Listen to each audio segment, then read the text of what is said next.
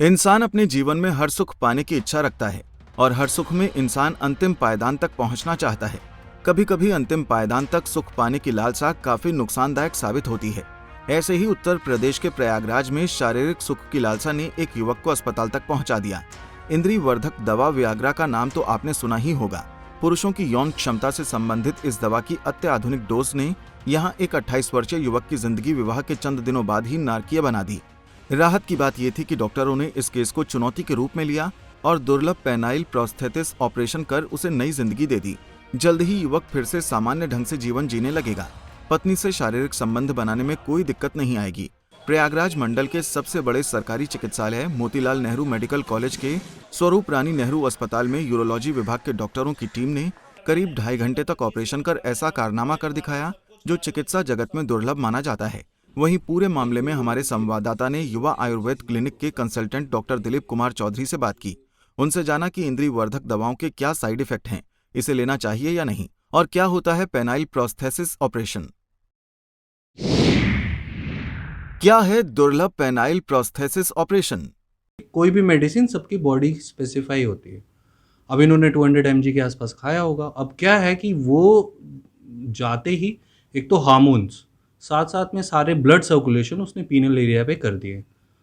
अब क्या है कि उसका जो लाइफ स्पेन है आपके ब्लड में वो हार्डली जो है 2-3-4 आवर्स रहता है। अब उस इफेक्ट से देख लीजिए कम से कम 24 या 48 आवर्स रहेगा बाई कैलकुलेशन ऑफ डोज। अब क्या, अगर किसी का पीनल एरिया या पीनल जो है वो 48 घंटे तक उसी अवस्था में रहेगा तो जाहिर सी बात है उसकी हालत बहुत गंभीर होगी। वो बहुत ज़्यादा उसके अंदर जो है उसको पेन होना शुरू हो जाएगा, वो पेशाब नहीं कर पाएगा, साथ साथ में उसकी दिल की धड़कन बहुत बढ़ेगी, है ना। तो ये सब सारे इफ़ेक्ट होने के बाद तो इसमें जो बेसिक ट्रीटमेंट्स डॉक्टर्स करते क्या हैं कि पहले तो उसको जो है जो उसका साइड इफ़ेक्ट्स है उसमें कॉर्टिकोस्टेरॉइड्स वगैरह देते हैं, उसके साइड इफ़ेक्ट्स को तो एवल डेक्सोनास वगैरह चलाते हैं। एलोपैथी का बात कर रहा हूँ। और इन नीडेड होता है तो सर्जरीज भी की जाती हैं ताकि जो ब्लड वहाँ पर आके कलेक्ट हो रखा और जो ब्लड रेगुलर बेसिस पे वहाँ सप्लाई हो रहा है उसको थोड़ा सा स्टॉप किया जाए। तो ये वहाँ बेसिक प्रोटोकॉल्स हुआ होगा। वियाग्रा के ओवरडोज से क्या नुकसान? वहीं वियाग्रा के ओवरडोज से होने वाले नुकसान के बारे में हमने प्रयागराज के विख्यात युवा आयुर्वेद क्लिनिक के कंसल्टेंट डॉक्टर दिलीप चौधरी से बात की। उन्होंने क्या कुछ कहा, आपको सुनाते हैं। हार्ट और लिवर इसको डैमेज करता है।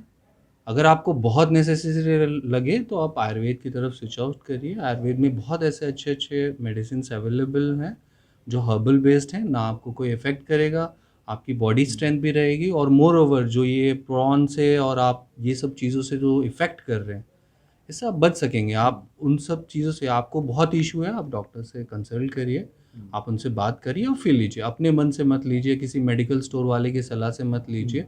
और ये एक आपको बात समझनी पड़ेगी कि आपका दोस्त और आप दोनों में बहुत फ़र्क है। अगर उसको 50 mg में फ़ायदा हो रहा है तो ये ज़रूरी नहीं है कि आपको भी 50 mg में फ़ायदा हो। ये ज़रूरी होगा कि आपको शायद ज़रूरत ही ना हो। और एक चीज़ मैं बहुत स्ट्रांगली ये कहना चाहता हूँ कि जो लोग वैग्रा रेगुलर यूज़ करते हैं आगे चलकर उनका सेक्सुअल लाइफ बर्बाद हो जाता है, वो किसी काम के नहीं रह जाते। फिर ना तो कोई मेडिसिन काम करेगी ना कुछ, सिर्फ दुआ में लोग आपको याद रखेंगे, आपकी सेक्सुअल लाइफ। तो मैं यही कहना चाहूँगा कि आप इन सब चीज़ों से दूर रहिए, नेचर के टूवर्ड्स जाइए, थोड़ा लाइफस्टाइल अपनी चेंज करिए तो आप सही रहेगा। सेक्स वर्धक दवाएं लेनी चाहिए या नहीं? जब हमने सेक्स वर्धक दवाओं के इस्तेमाल के बारे में युवा आयुर्वेदिक क्लिनिक के कंसल्टेंट डॉक्टर दिलीप कुमार चौधरी से बात की तो उन्होंने क्या कहा, वो सुनिए। देखिए, बेसिकली ये बताना तो थोड़ा सा ऐसा नहीं है कि इन जनरल एलोपैथी में ये बोलता है 50 mg आप ले लीजिए, इट्स ओके, क्योंकि वो मिनिमम डोज वैल्यू होती है, तो आप मिनिमम डोज वैल्यू लीजिए। और उससे बेस्ट ये है कि आप डॉक्टर से आप एक बार कंसल्ट कर लीजिए, क्योंकि सेक्स आपके बॉडी का बहुत यूजुअल पार्ट है। आप आयुर्वेद में भी धर्म अर्थ काम मोक्ष की बात की गई है, तो वो बहुत इंपॉर्टेंट है। तो अगर लेना है तो मिनिमम डोज वैल्यू लीजिए। अगर आपको उसको लेने के बाद कोई इफ़ेक्ट नहीं आ रहा है तो आप डॉक्टर से कंसल्ट करिए, क्यों ऐसे किसी की सलाह पे मत लीजिए। पहली चीज़ तो ये रही। दूसरी चीज़ ये रही कि जब भी अगर आप ले रहे हैं तो आप 2 चीज़ों का बहुत ध्यान रखिए। पहली चीज़, क्या आपको कोई डाइजेस्टिव डिसऑर्डर तो नहीं है, आपको लिवर से रिलेटेड कोई प्रॉब्लम तो नहीं है। दूसरी, क्या आपका ब्लड प्रेशर रेज़ तो नहीं करता है। आप बहुत ज़्यादा जो है आपका ब्लड प्रेशर वेरी तो नहीं करता है, तो ऐसे पेशेंट्स को तो बिल्कुल भी नहीं लेना। तीसरी और लास्ट चीज़ है, अगर आप एज डिफाइंड है, अगर आप 50 के प्लस के आसपास हैं और आप डायबिटिक भी हैं, हाइपरटेंसिव भी हैं, आप बिल्कुल मत लीजिए। यानी ओवरऑल ये कहा जाए कि 40 प्लस वालों को तो इसको सेवन करना ही नहीं चाहिए। दवाओं के इस्तेमाल से पहले डॉक्टरों का परामर्श बहुत जरूरी है। किसी भी दवा को लेने से पहले डॉक्टरों की परामर्श जरूर लें। पंजाब केसरी टीवी के लिए प्रयागराज से सैयद रजा की रिपोर्ट। हमसे जुड़े रहने के लिए हमारे YouTube चैनल को सब्सक्राइब करें और नई वीडियो की नोटिफिकेशन के लिए बेल आइकॉन को दबाएं। अगर आप ये वीडियो Facebook पर देख रहे हैं तो लाइक जरूर करें और ज्यादा से ज्यादा शेयर करें। धन्यवाद।